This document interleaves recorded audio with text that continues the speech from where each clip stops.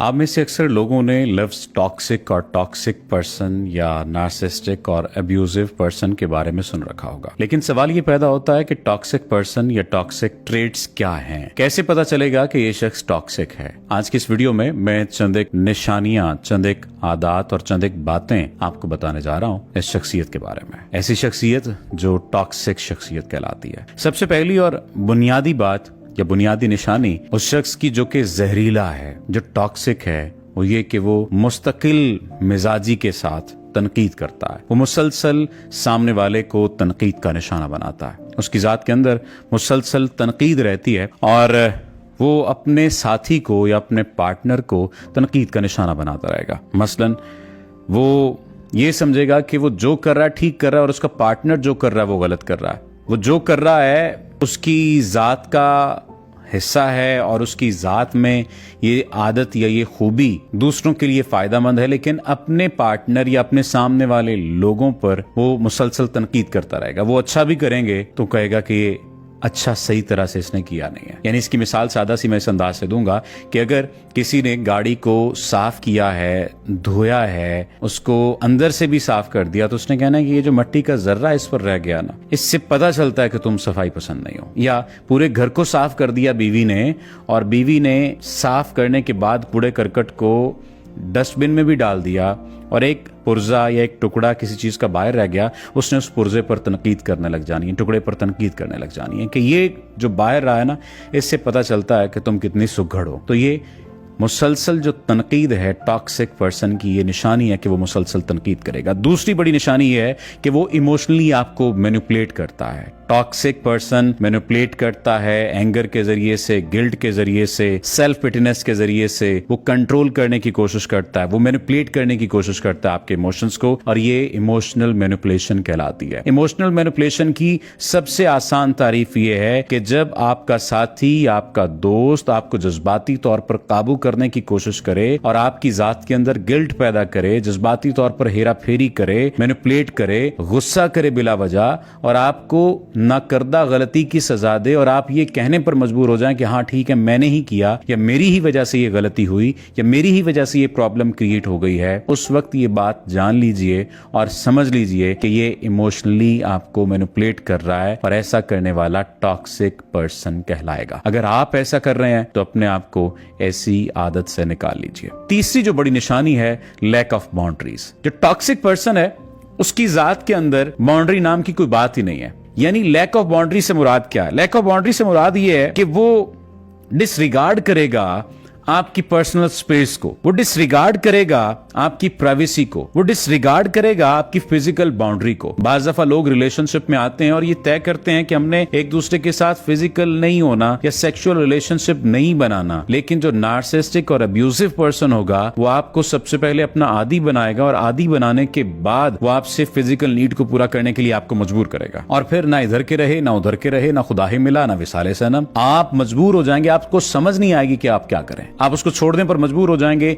या आप इस बात पर मजबूर हो जाएंगे कि आप उसकी बात मान लें। वो बाउंड्रीज का ख्याल नहीं करेगा, उन्हीं बाउंड्रीज को क्रॉस करने की कोशिश करेगा जो कि आपने बाउंड्रीज तय करने की कोशिश की। चौथी बड़ी निशानी, इमोशनली आपको अब्यूज करेगा। अब इमोशनल अब्यूज का मतलब ये है कि वो आपको किसी भी जगह पर ह्यूमिलेट कर सकता है, वो किसी भी जगह पर इंसल्ट कर सकता है, वो आपके बुरे नाम पुकारेगा, वो आपसे मुंसलिक लोगों को बुरा कहेगा, वो आपके माँ बाप को गाली देगा, वो कोई भी काम इस किस्म का करेगा कि आपको जज्बाती तौर पर तकलीफ होगी। बीच चौराहे खड़ा करके आपको जलील कर देगा। इसे इमोशनल अब्यूज कहा जाता है। पांचवी जो बड़ी निशानी है, जिसे किसी हद तक पॉजिटिव समझा जाता है मोहब्बत के ताल्लुक में, लेकिन अगर ये एक हद से बढ़ जाए तो ये पॉजिटिव नहीं रह जाती, वो है जेलसी और पोजेसिवनेस। आपसे जुड़े हुए लोगों से वो जेलस होना शुरू हो जाएगा और एक्स्ट्रा पोजेसिव हो जाएगा। ये एक्स्ट्रा पोजेशन जो है ये बुनियादी तौर पर आप कह लीजिए कि डिस्ट्रक्शन का बायस बनेगा, आपकी जात भी और आपके ताल्लुक के लिए भी। वो ओवर पोजेसिव होगा, वो आपको आपके मिलने वाले लोगों से मिलने नहीं देगा, वो आपके पेरेंट्स से आपको रोक देगा। ये पोजेशन जो है वो नेगेटिव पोजेशन यहाँ बन जाता है। वो आपको मिलने नहीं देगा, वो आपको बात नहीं करने देगा, और नेगेटिविटी ही होगी, और वो हसद करेगा आपसे जुड़े हुए लोगों की कामयाबी पर भी, इवन दो कि आपकी कामयाबी पर भी वो हसद करेगा। ये जेलसी है। इस जेलसी और इस पोजेशन को जब एक हद तक नहीं रोका जाता और ये हद से बढ़ जाती है तो नेगेटिव ट्रेट में आ जाती है, और ये निशानी कहानी बन जाती है एक टॉक्सिक पर्सन की। इसके बाद गैस लाइटिंग है। गैस लाइटिंग का बहुत ज्यादा लफ्ज इस्तेमाल किया जाता है और गैस लाइटिंग का मतलब ये है सादा से अंदाज में कि आपको आपकी जात के शक और शुबे में डाल दिया जाए, आपके किए हुए किसी भी अमल पर आपको रुकावट का शिकार कर दिया जाए, आपके किए हुए किसी अच्छे अमल पर भी आपको काबिल जुर्म और काबिल गिरफ्त समझा जाए।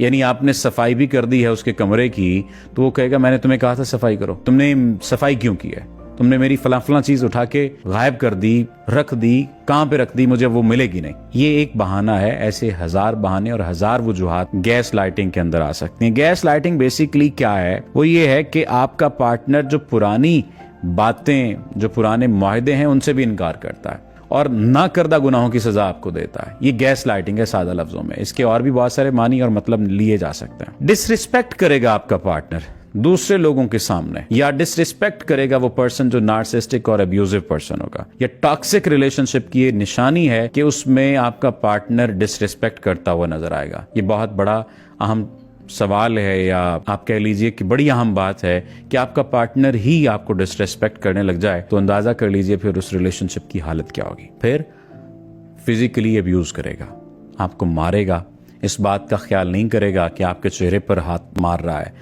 लात आपके पेट पर लग रही है, सीने पर मुक्का बरसा रहा है, या क्या कर रहा है। फिजिकल अब्यूज करना शुरू कर देगा। ऐसे शख्स के साथ आप अगर रह रहे हैं तो आपको ऐसे ही महसूस होगा कि आप जहन्नुम में रह रहे हैं। फिर एक और चीज, वो आइसोलेट कर देगा आपको। जुर्म खुद करेगा, गलत खुद करेगा, गलती का खुमियाजा आपको भुगतना पड़ेगा। आप अगर तनकीद करेंगे तो आपसे बात नहीं करेगा, आपको जिस तरह कहा जाता है ना नुक्कर लगा देगा और खुदे लाइन लगाने की कोशिश करेगा कि यार इसने मुझे ये कहा है तो क्यों कहा है। आपको अपने दोस्तों की फहरिस्त से बाहर निकाल देगा, खानदान वाले लोगों से कह देगा कि इससे बात नहीं करनी। आप इकलापे का शिकार हो जाएंगे। अपनी फैमिली के साथ होते हुए भी आप उस फैमिली के साथ मौजूद नहीं होंगे। ये बहुत बड़ा साइन है, ये बहुत बड़ी निशानी है एक टॉक्सिक रिलेशनशिप की, एक टॉक्सिक पर्सन की। इसके साथ साथ वो इकोनॉमिकली आपको कंट्रोल करेगा, इकोनॉमिकली आपको अब्यूज करेगा, पैसे नहीं देगा, आपकी जरूरियात का ख्याल नहीं करेगा, दूसरे लोगों के साथ बहुत अच्छा होगा, आपके साथ अच्छा नहीं होगा। ये बहुत बड़ी निशानी और ये बहुत बड़ा जुल्म है जो कि आपके साथ वो करेगा। फिर एक और चीज जो आप कह लीजिए कि ये सेकंड लास्ट निशानी है, वो ये है कि सेल्फिशनेस की। वैसे तो मैंने हजारों तो नहीं सैकड़ों निशानियां लिखी थी ऐसे बंदे की, लेकिन ये 12 निशानियां मैंने बुनियादी तौर पर आज की इस वीडियो में इकट्ठी की हैं। सेल्फिशनेस की इंतहा होगी उस जात के अंदर, और लैक ऑफ एम्पैथी यानी हमदर्दी नहीं होगी। आपका साथी, आपका पार्टनर, उसके जज्बात में हमदर्दी का फुकदान होगा। वो आपके जज्बात को, आपके अंडरस्टैंडिंग जहां पर उसे करनी चाहिए नहीं करेगा। इवन दो कि वो कंपैशन और जो सपोर्ट होना चाहिए आपकी फीलिंग्स के लिए उसकी ज़ात के अंदर वो भी मौजूद नहीं होगी। अगर आप ये सारी चीज़ें फेस कर रहे हैं तो जान लीजिए कि आप एक टॉक्सिक रिलेशनशिप में हैं और आप एक टॉक्सिक पर्सन के साथ ज़िंदगी गुजार रहे हैं। इसके लिए आपको निकलना होगा, अपने ऊपर काम करना होगा, अपने ऊपर काम करते हुए अपने आप को इंडिपेंडेंट करना होगा। और जिस दिन आप इंडिपेंडेंट होंगे उस दिन फिर आप सोचेंगे कि अब मैंने इस रिलेशनशिप में रहना या नहीं रहना। सेशन के लिए आप व्हाट्सएप पर राब्ता कर सकते हैं।